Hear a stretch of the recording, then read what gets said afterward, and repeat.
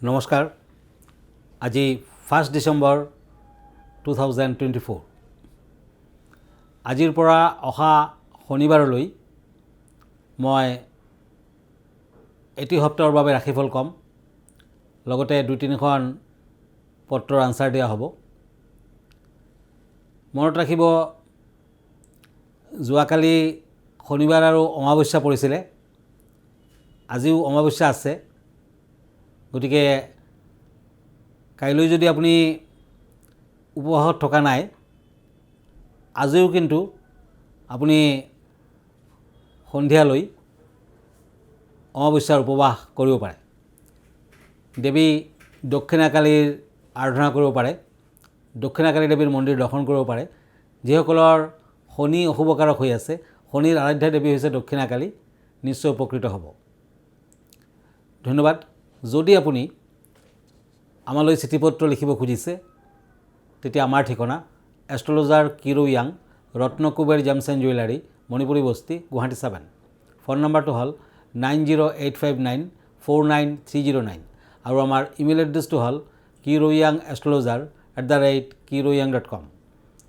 ধন্যবাদ। এতিয়া মই টেৰট কাৰ্ড মতে সপ্তাহটোৰ ৰাশিফললৈ গৈ আছোঁ। প্ৰথমতে মেষ ৰাশিৰ ফলাফল, টেম্পাৰেন্স এণ্ড ওৱান্স। এই দুখন কাৰ্ড মতে এই সপ্তাহটোত মেষ ৰাশিৰ জাতক জাতিকাসকলে উত্তম ফল লভিব। বিভিন্ন দিশত যদি অৰ্থ বিনিয়োগ কৰে টকা পইচা হাতলৈ আহিব। ব্যৱসায় বাণিজ্যত শুভ ফল পাব, কিন্তু দেহাৰ ফালেদি কিছু আমনি, পেটৰ বিষত ভুগিব পাৰে, পেটৰ বেমাৰ আজাৰত ভুগিব পাৰে, সাৱধান হওক। বিদ্যাৰ্থীসকলে ভাল ফল লভিব, কিন্তু বিজ্ঞান বিভাগৰ ছাত্ৰ ছাত্ৰীসকলৰ বাবে সিমান এটা ভাল নহয়, কিছু বাধা বিঘিনি থাকিব। দূৰ ভ্ৰমণ কৰিব পাৰে, কেৱল পশ্চিম দিশত ভ্ৰমণ কৰা নিষেধ। এই সপ্তাহটোৰ মংগলবাৰ দিনটোত হনুমান দেৱৰ মন্দিৰ দৰ্শন কৰক আৰু মংগলবাৰ দিনটো পালন কৰক।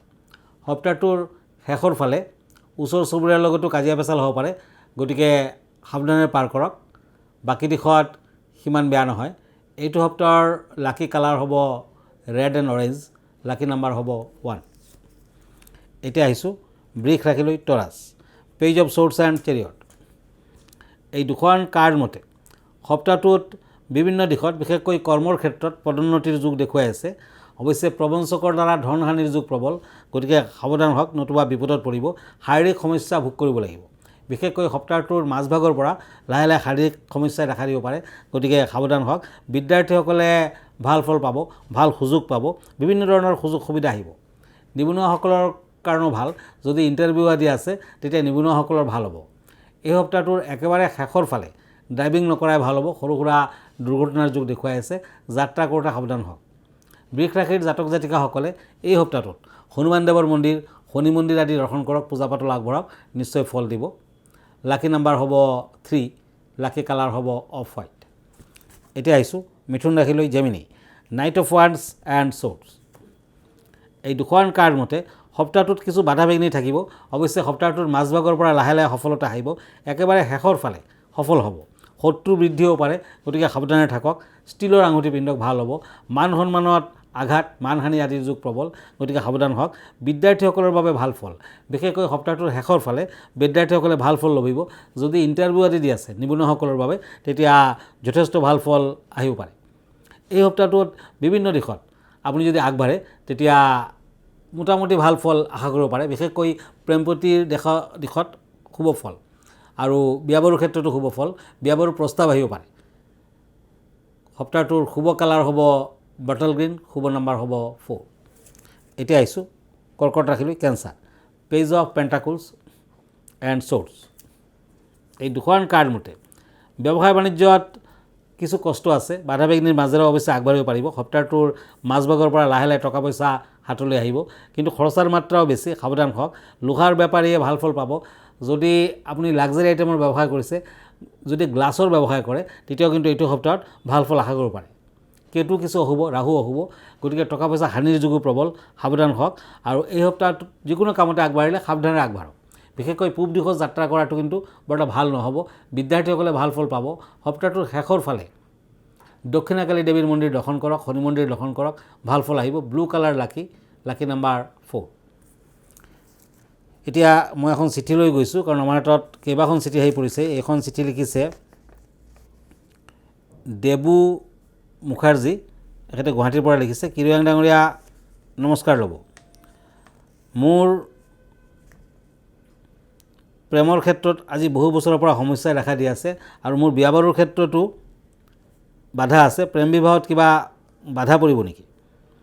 আৰু আমাৰ ঘৰখনতো বিভিন্ন ধৰণৰ সমস্যাই দেখা দিছে, গতিকে আপুনি কি কয়? যদি প্ৰেমৰ ক্ষেত্ৰত বাধা, তেতিয়া আপোনালোকৰ ঘৰখনৰ মানে আপোনাৰ স্পেচিয়েল বেডৰুমটোৰ দক্ষিণ পশ্চিম দিশটো উন্নত কৰক। সেই ছাইডটোত মানে চাউথ ৱেষ্ট ছাইডটো হৈছে লাভ এণ্ড ৰোমান্সৰ কৰ্ণাৰ বুলি কোৱা হয়। তাতে আপুনি এটা লাভ চাইন ৱালৰ লগত ৰাখক। তাত প্ৰতি মঙলবাৰে এটা য়েলো আৰু এটা ৰেড ৰ'জ ৰাখিব, মানে সেইটো ছাইডত, আৰু লাভ চাইনটোত অকণমান ধূপচাকি দেখুৱাব। তেতিয়া আপোনাৰ প্ৰেমৰ দিশটো উন্নত হ'ব। নতুবা প্ৰেম বিবাহ আপোনাৰ নহ'ব পাৰে, বাধা বিঘিনি লাগিয়ে থাকিব। ঘৰৰ নৰিত কোণ, সেই কৰ্ণাৰটো যদি বেছি ডাঙৰ হয় আন কৰ্ণাৰতকৈ, তেতিয়া কিন্তু বিভিন্ন সমস্যাৰো সৃষ্টি হ'ব পাৰে। গতিকে সেই কৰ্ণাৰটোক আগতে ঠিক কৰক। সেইবিলাক বেড এফেক্ট আপুনি যদি বাদ দিব খুজিছে, তেতিয়া তাম, ৰূপ, সোণ আৰু ষ্টীলৰ নাগ নাগিনী বনাব পাৰে, আৰু সেইটো ছাইডত ৰাখি থওক, নতুবা এযোৰ ৰাখি থওক আৰু ৰেগুলাৰলি প্ৰাৰ্থনা কৰক, ধূপচাকি দেখুৱাওক। তেতিয়া সেই ছাইডটো ষ্ট্ৰং হ'ব। তেতিয়া অন্যান্য দিশতো যিবোৰ বাধা বিঘিনি আহি আছে, সেইবিলাকৰ ফালৰ পৰা আপুনি হাত সাৰিব পাৰিব।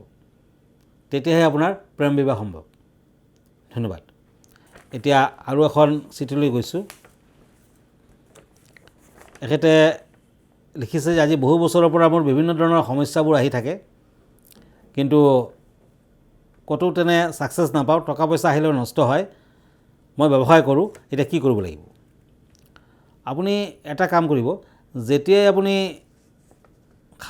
খাবলৈ বহিব, তেতিয়া নিজৰ খোৱা বস্তুৰ পৰা অকণমান বস্তু আপুনি আগতীয়াকৈ খোৱাৰ তেতিয়া মানে ফাৰ্ষ্ট টাইমতে আপুনি অকণমান বস্তু ৰাখি থ'ব, আৰু ক'লা ৰঙৰ কুকুৰ নতুবা মেকুৰীক আপুনি নতুবা কাউৰীক খাবলৈ দিব।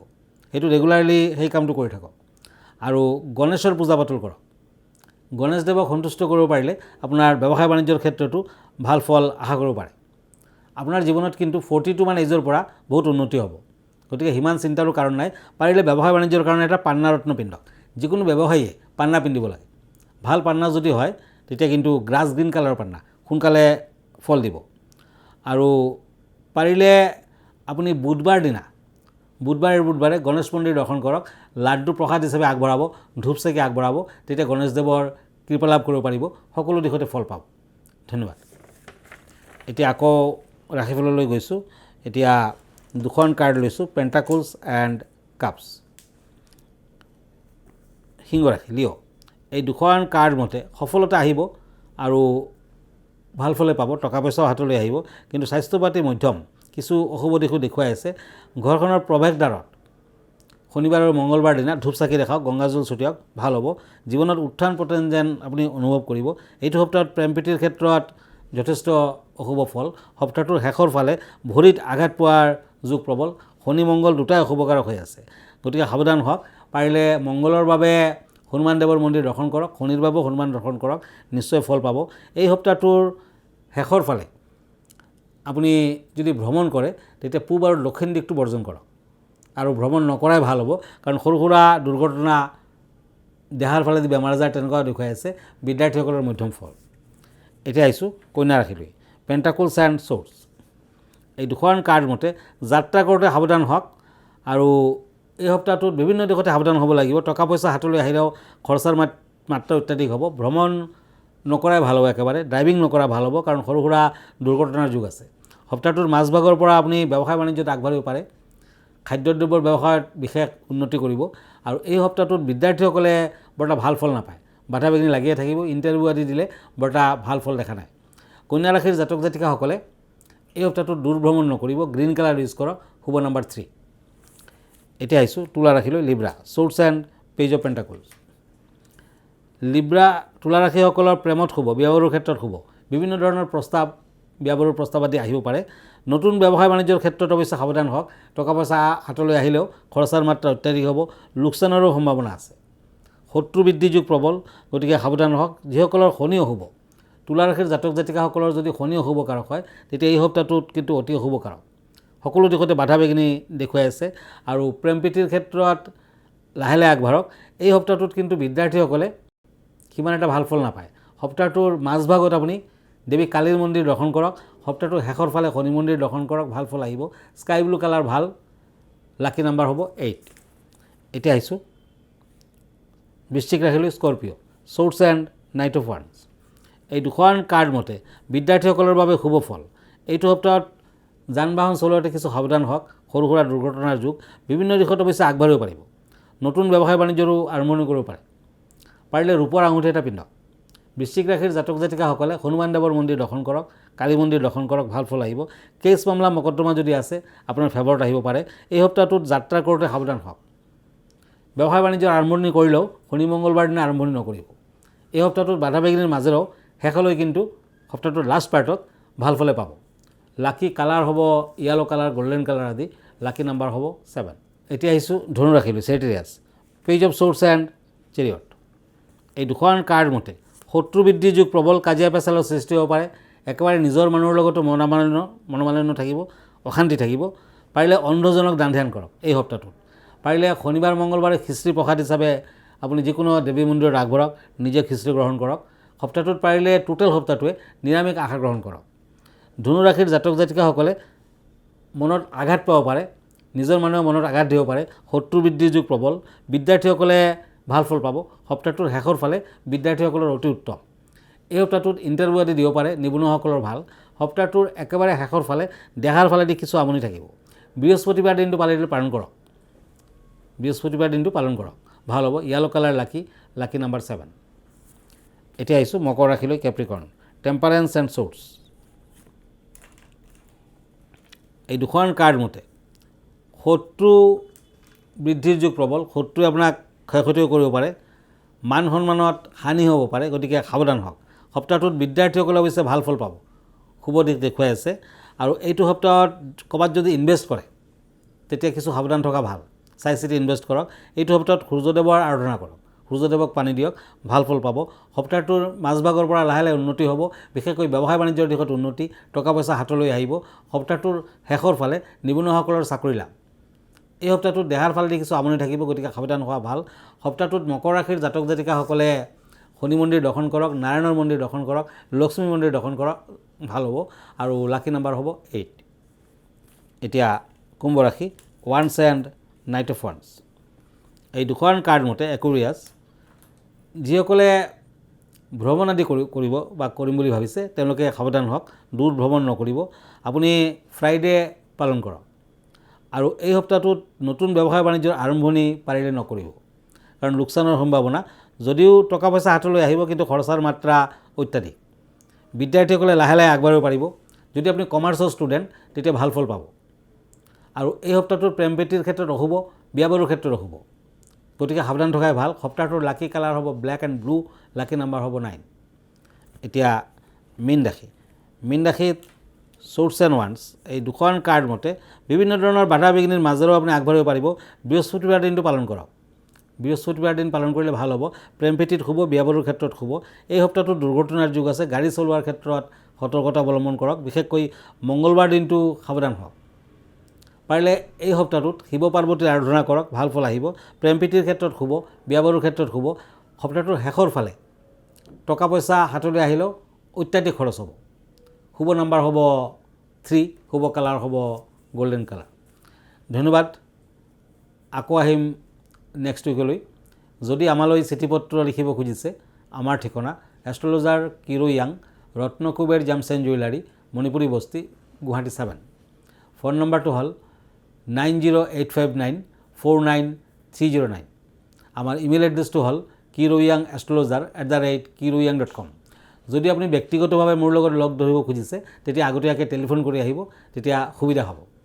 আৰু যদি আপুনি ফেচবুকত মোক লগ পাব খুজিছে, কিৰোয়াং ৰত্নকুবেৰ পেজত পাব।